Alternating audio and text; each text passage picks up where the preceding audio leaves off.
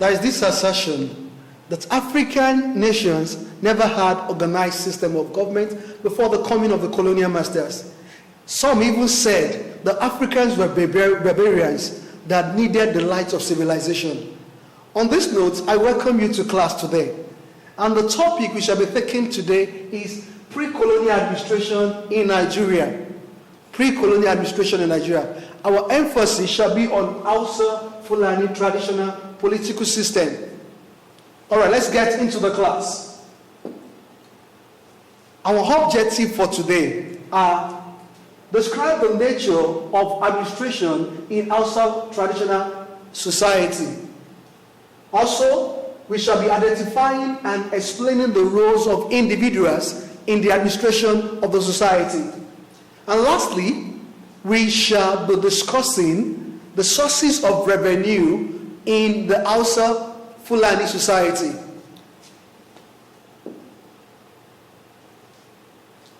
In 1804, there was a war, and that war was called Jihad War. That Jihad War established the centralized administration in Hausa Fulani society. That Jihad War divided the Hausa Fulani society into two emirates.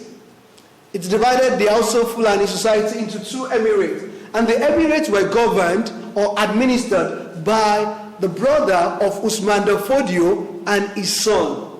The brother of Usman da Fodio was in charge of Sokoto Emirates, while his son was in charge of Gadu Emirates. But I must let you know that the Hausa Fulani society was a monarchical and theocratic system. Monarchical in the sense that people who administer the society get into that office through hereditary. That is, they get into office by hereditary.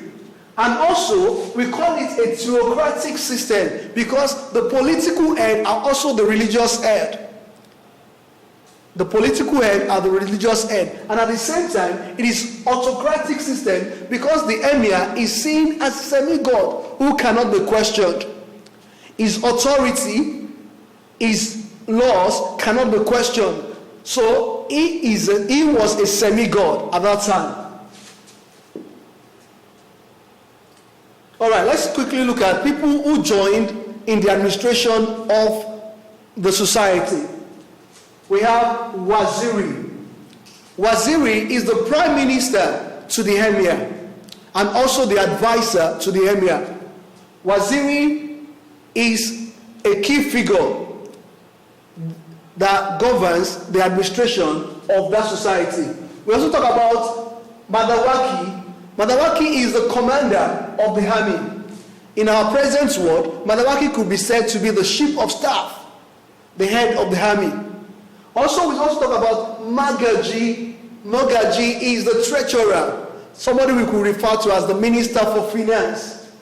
Also, we also talk about Saki Father, the head of palace administration. Also, we have Galadima. Galadima is the administrator of the capital city.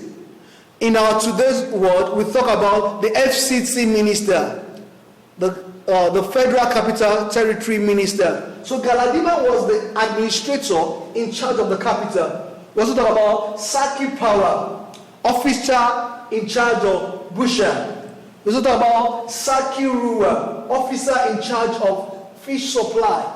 We also talk about Saki Doka, the officer in charge of maintenance of law and order in the society.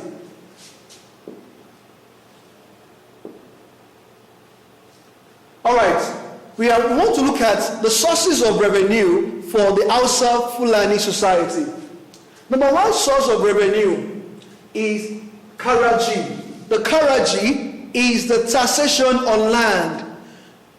Mind you, the Hausa Fulani society was a system that was based on land use.